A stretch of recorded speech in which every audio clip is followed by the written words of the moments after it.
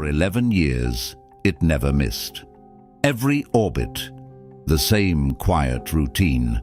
The spacecraft would slip behind Mars, fall into radio shadow, and a few minutes later, it would always come back.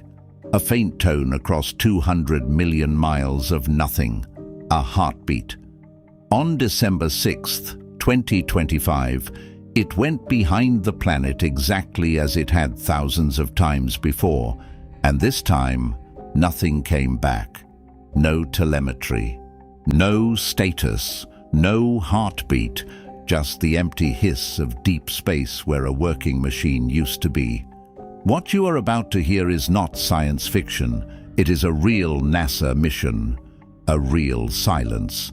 And one detail that, months later, still doesn't have a clean explanation. This is the case file of MAVEN. You're watching Earthling Files. Let's open it. To understand why this silence matters, you have to understand what this spacecraft was. Its full name is the Mars Atmosphere and Volatile Evolution Mission. Everyone just calls it MAVEN. It launched from Earth in November of 2013 and reached Mars in September 2014. Its job was strange and beautiful. It studied the air of a dying planet. Specifically, how Mars, which scientists believe was once warm, wet, and possibly habitable, slowly had its atmosphere stripped away by the solar wind, particle by particle. Over billions of years, MAVEN watched that erosion happen in real time. It mapped Mars's invisible magnetic tail. It discovered a process called sputtering, the mechanism that flings a planet's air into space. It even found a new kind of aurora glowing over the Martian sky. But here's the part most people don't know. MAVEN wasn't just a scientist. It was a messenger.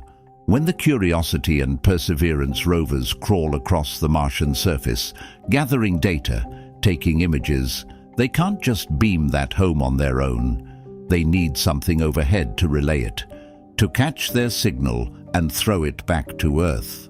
MAVEN was one of the spacecraft doing that job. A bridge, a translator between the surface of another world and us. By late 2025, it had been doing all of this flawlessly for over a decade. It had passed its 10-year milestone. Every subsystem reported healthy. There was no warning, no slow decline, no alarm.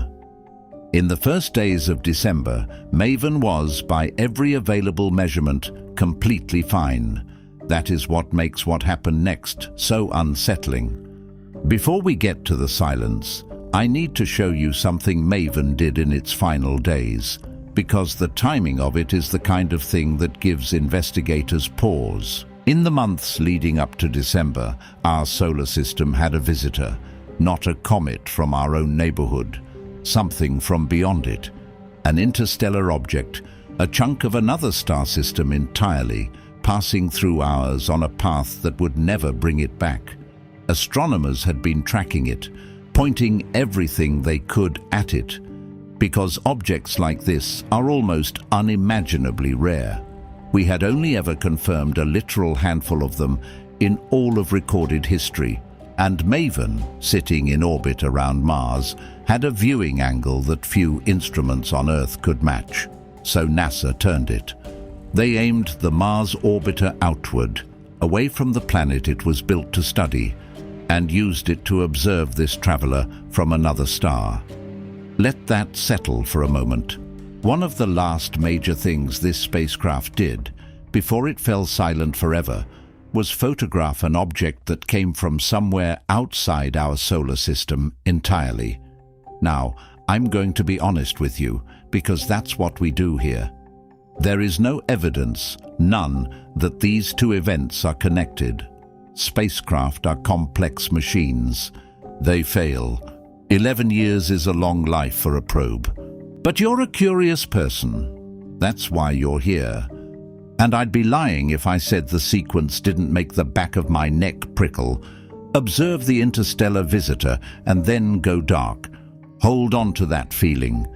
We're going to come back to it, because first we have to talk about exactly how the silence began. December 6th. MAVEN's orbit, like the orbit of any spacecraft circling a planet, regularly carries it behind Mars from our point of view. When that happens, the bulk of the planet physically blocks the radio signal. Engineers call this an occultation. It is completely normal. It is expected. It happens on a schedule you could set a watch by. The spacecraft goes quiet for a few minutes, and then the geometry clears.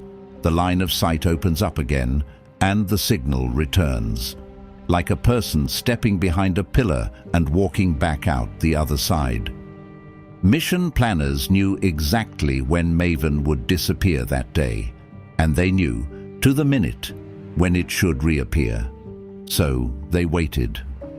The Deep Space Network, NASA's array of giant radio dishes scattered around the globe, specifically to listen to distant spacecraft, pointed at the spot in the sky where MAVEN should re-emerge.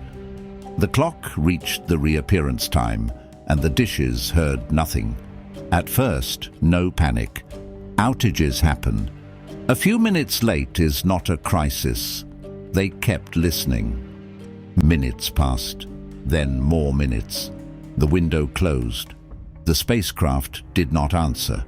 The last clean telemetry, the last real status report MAVEN ever sent, the last time it told Earth all systems normal, had come in on December 4th. 2 days before it vanished behind the planet. After that pass, silence. A working spacecraft walked behind Mars, and something else came out the other side. Or nothing did.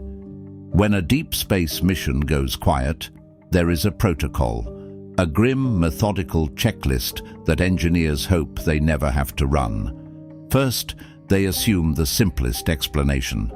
Maybe the spacecraft is fine, but its antenna is pointed the wrong way, so they send what are called blind commands, instructions fired off into the dark, on the chance that MAVEN is still listening, even if it can't talk back. Commands that say, essentially, turn toward home, find Earth, phone in. Then they listen for tones, the faintest possible carrier signal.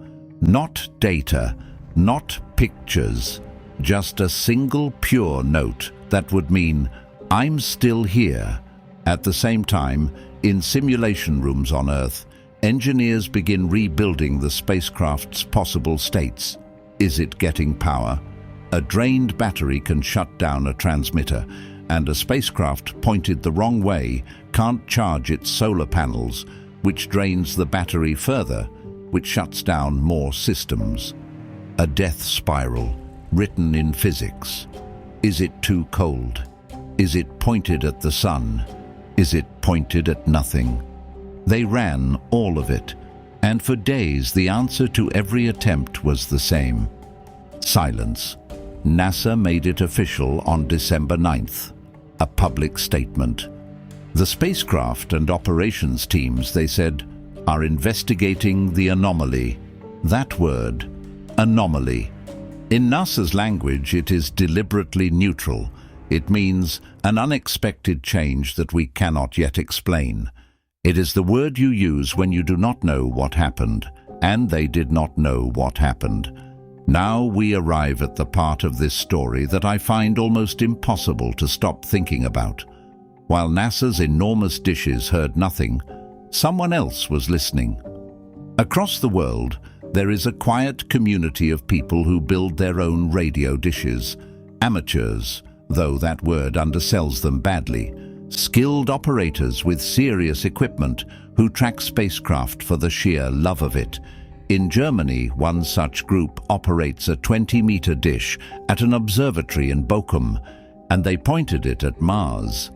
What they reported was a whisper, not the strong, clean voice MAVEN used to send on its powerful high-gain antenna. That voice was gone. This was something fainter, a weak signal, they believed, coming through MAVEN's low-gain antenna, the backup, the emergency channel, a spacecraft falls back on when everything else has failed. In their words, MAVEN was, quote, still alive and transmitting. For a moment, there was even contact. A command lock, briefly established with a deep space network station in Madrid. A thread, a pulse. Fingers crossed, the operators wrote, that they'll be able to fully recover the spacecraft. Think about what that means. Out there, around another planet, this machine was not entirely dead. Some part of it was still trying, still throwing the faintest possible thread of itself back toward home, on its weakest voice, hoping someone, anyone, was listening. And someone was. But a whisper is not a conversation. And catching a thread is not the same as holding on. As NASA pieced together the few fragments of data they could recover, a picture began to form. And it was not a comforting one. Buried in a sliver of tracking data, the kind gathered not from the spacecraft talking, but from measuring the radio signal itself, engineers found a clue. The signal carried a signature of motion. MAVEN, it appeared, was rotating. Not in the smooth, controlled way a spacecraft adjusts its orientation. Rotating in an unexpected manner. Tumbling. And here is why that single detail may be the whole tragedy in miniature. MAVEN's main antenna, its strong voice, its high-gain antenna, works like a flashlight, not a lamp. It doesn't shine in all directions. It sends a tight, narrow beam that has to be pointed almost exactly at Earth to be heard. If the spacecraft is tumbling, that beam sweeps across empty space. It points at Earth for a fraction of a second, then swings away, then back, then away. Like a lighthouse with no one steering it, its beam falling on the right spot only by pure chance for an instant before spinning off into the dark again. That would explain everything. The total silence on the main antenna. The faint, intermittent whisper on the backup. A machine that is alive but cannot aim itself at home. The cause of that tumble. That is still, to this day, not fully explained. Something happened during or just after that pass behind Mars. Something that set an 11-year veteran spacecraft spinning. NASA wrote, carefully, the team continues to analyze tracking data to understand the most likely scenarios leading to the loss of signal. Most likely scenarios. Plural. Because they have theories. They do not have an answer. Here is where most space mysteries would end, with a quiet fade out, a rest in peace.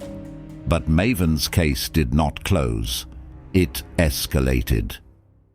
In mid-February of 2026, NASA did something significant. They convened an anomaly review board. This is not routine. A review board is what NASA stands up when a problem is serious enough to demand a formal, dedicated investigation. The board's job was twofold. First, assess the recovery efforts. Was everything possible being done? And second, and this is the line that stays with me, to assess, quote, the probable current state of the spacecraft and the likelihood of its recovery. The likelihood of its recovery. Months after the silence began, the people who built and flew this machine were no longer asking only, how do we fix it? They were asking, is it even coming back? And while they asked, the consequences rippled outward. Remember, MAVEN was a relay, a bridge for the rovers on the surface. With it spinning silently overhead, NASA had to scramble to reroute the data from Perseverance and Curiosity through other orbiters. The Mars Reconnaissance Orbiter, Mars Odyssey, Europe's ExoMars craft. The network survived. There was backup. The rovers kept talking, but a piece of it was gone. A voice that had been part of that web for over a decade had simply stopped. So let's lay the file out on the table, everything we actually know. A healthy spacecraft. 11 years without a serious failure. In its final days, turned to photograph a visitor from another star system. Then a routine pass behind Mars, the kind it had survived thousands of times. And on the other side, silence. A tumble no one fully understands. A main antenna swinging uselessly through the dark. And one faint, stubborn whisper on the backup channel, caught by amateurs in Germany, proof that some part of it refused to fully die. A review board, an open question, a likelihood of recovery that, as of the making of this video, no one will state with confidence. I'm not going to tell you this was aliens. It almost certainly wasn't. Spacecraft fail. 11 years is a long, good life for a machine in the most hostile environment we know. But I'll tell you what this story is. It's a reminder that even now, even with all our dishes and our deep space networks and our decades of expertise, we can lose something. A machine we built, that we knew, slipping behind a planet and never quite coming back. And us down here, straining to hear a whisper across 200 million miles, not sure if anyone's still there. Somewhere over Mars, right now, it may still be turning, beams sweeping the dark, reaching for a home it can no longer find. This case stays open. This is Earthling Files. If this one got under your skin, there are more files where this came from. Subscribe and we'll keep opening them. Until the next one, keep looking up.